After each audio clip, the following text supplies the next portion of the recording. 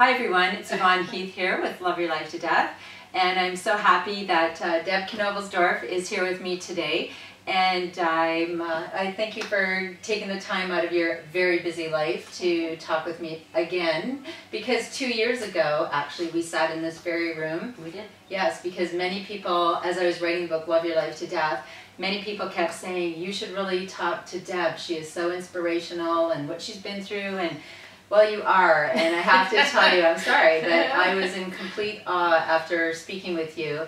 And so can you tell me why people thought that we should get together, or what the story, what brought us together? I don't know why people thought, okay, when Kyle died back in 2007, and I mean, it's too long of a story to tell right now, but it was a plane crash. It was a plane crash. He was a week away from his 23rd birthday. Yes. Tragic accident. He hit wind shear and went straight down. But I don't know. I had a business to run. I had so many responsibilities, and not just to take that away from the grief that I was feeling from the loss of my son and stuff, but I had a lot of people looking at me and counting on me, and employees. I had 20 employees. Like I couldn't just crawl up in a ball and, you know, hide away. Which many people would have said, oh yes, you know, Deb hasn't recovered, and I get that, but you allowed yourself to grieve, maybe differently than people thought, you know. I cry a lot. I'm not a crier. No, and maybe people think that means I didn't love him enough or whatever. I don't know, but I'm not a crier. I had my moments, sure. I still can now. 9 years later, I can watch the video that's on YouTube, and it's a happy video, but it, you know, brings back, you know, memories, of course. But people kept just telling me you're doing so good, you're doing so well. I was just living.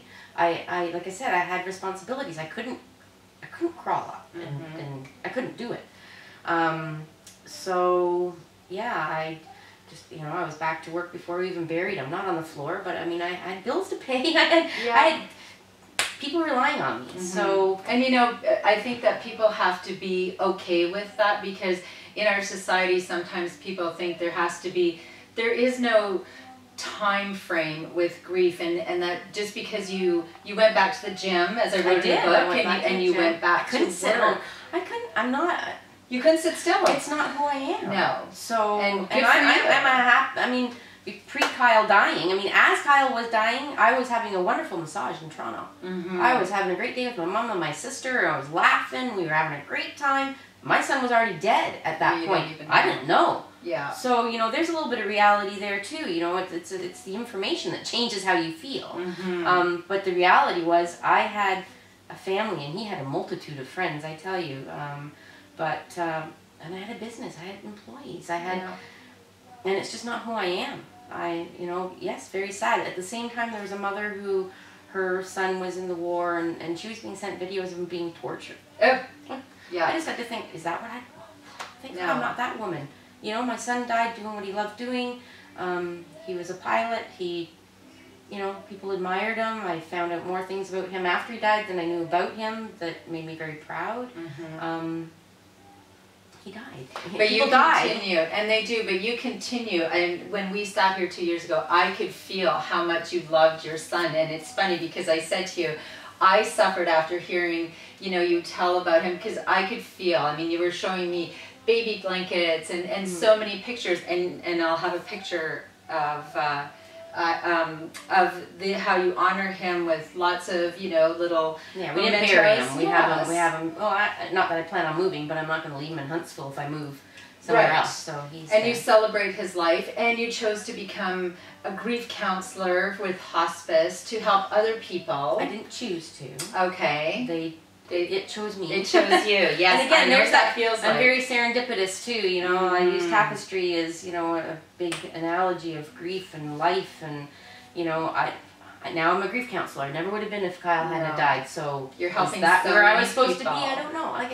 I wouldn't be there if he hadn't died. I just believe that things happen kind of for a reason, and they happen. They happen. They put people on a trajectory of life, and I went to the grief support group at the urging of my sister, not because I felt I needed it. It was because she felt I could help other people.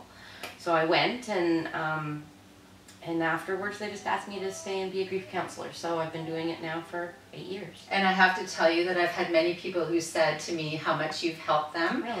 Yes, you have helped me in my journey, because they said, you know, if Deb, you want to honor your son's life. You loved your son, and you know that that happened. There was nothing more you could do to change that. So you honor him continuously, and you also said, you know, you love being a grief counselor because you get to talk about Kyle. I did. And I was honored to share his story. And I know that you've written something, and I'm going to share it with everyone. And I'm just happy that we've met, and that you're part of my journey and my legacy. And we continue to honor Kyle together. All right. Well, yes. You're welcome. I'm so glad to talk anytime. Thank you very much. Okay. All right. Thank you. And if you have any stories to share, any comments, please feel free to share. And thank you so much. And keep loving your life.